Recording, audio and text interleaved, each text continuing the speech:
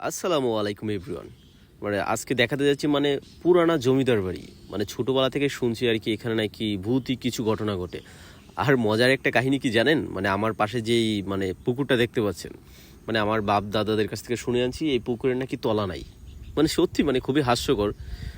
অথচ এটার মধ্যে কিন্তু মাছ চাষ করে কিছু মানুষ, এলাকার মানুষ এখনও বলে এই পুকুরের নাকি তলা নাই।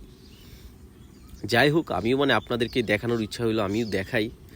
মানে বাড়িগুলো কিন্তু সত্যি ভৌতিক ভৌতিক একটা ব্যাপার স্যাপার আছে, মানুষ এখানে তো বসবাস করেই না। এই সেই পুকুর পার, এটা একদম ভাঙচুর, অবস্থা খারাপ। এই পুকুরের নাকি তলা নাই, খুবই হাস্যকর। ভিউটা কিন্তু অসাধারণ, কি বলবো। যেই মুহূর্তে গেছিলাম, সন্ধ্যার আগ মুহূর্তে গেছিলাম, তো ভালো লাগছিল। কিন্তু আবার দুঃখজনক ব্যাপার হলো কি, আমার ইচ্ছা ছিল আপনাদেরকে একদম পুরোপুরি সব কিছু দেখাই, সব কিছু দেখানোর ইচ্ছাই ছিল আমার। কিন্তু আবার কিছু পোলাপাইন বলতেছে, ভাই ওদিকে যায়েন না, সন্ধ্যার সময় কিছু একটা সমস্যা হবে। এই যে ভৌতিক একটা কথা আছে না, সবাই একটু আতঙ্কে থাকে আর কি ওখানে। যাই হোক, তারপর ওদের কথা চিন্তা ভাবনা করে আর ওইদিকে আর গেলাম না। তারপর এই পুরানো বাড়িগুলো দেখে চলে আসলাম। তারপর আমাদের ঐতিহাসিক সেই ফুটবল মাঠ, যেটাকে ছোটোবেলা থেকে আর কি খেলাধুলা, এখানে আমার বাপ চাচারা বড় ভাইরা সবাই খেলাধুলা করে আসছে এখানে। এটা পয়ারি স্কুল বলে, যেটাকে এখানে প্রাইমারি অ্যান্ড হাই স্কুল দুইটাই।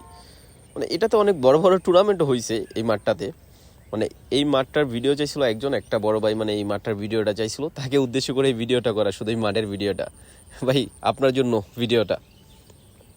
ঠিক, মাঠটা কিন্তু বেশ চমৎকার।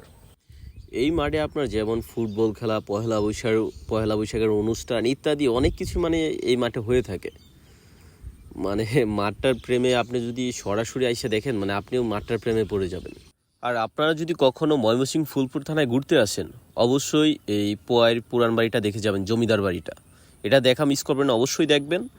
আর মাঠটা তো অবশ্যই দেখবেন, পোয়ারের মাঠটা দেখে যাবেন, একটু হাঁটাচড়া করবেন, পরানটা এমনিতেই জুড়িয়ে যাবে। বেশ চমৎকার একটা মাঠ। যাই হোক, এগুলো দেখতে দেখতে সেই পোয়ার স্কুলের প্রাইমারি স্কুলে চলে আসলাম। এখানে আগে ছিল টিন সেট, এখন তো ওই যেরকম ডিজাইন প্রাইমারি স্কুলের ডিজাইনগুলো ওইরকমই আর কি। এটা ভালো। আবার পাশে আবার দেখি টিনের ঘর, তো আগের থেকে আর কি উন্নত হয়েছে এটা। হ্যাঁ, সব কিছু উন্নত হচ্ছে, কিন্তু পড়ালেখাটা আর আগের মতো উন্নত হচ্ছে না, এটাই খুবই খারাপ লাগে। আগে পোলাপানে একটু জানাতে অনেক কিছু বুঝতে পারতো। ও আর একটা বিষয় হলো কি, ওখানে যাওয়ার পথে দেখলাম এক চাচা ভুবি বিক্রি করতেছে। আমাদের আঞ্চলিক ভাষায় বলে ভুবি, এটা কিনে নিয়ে আসছে, আপনারা বলেন লটকন। ঠিক আছে গাইস, সবাই ভালো থাকবেন। আসসালামু আলাইকুম ওয়া রাহমাতুল্লাহি ওয়া বারাকাতুহু।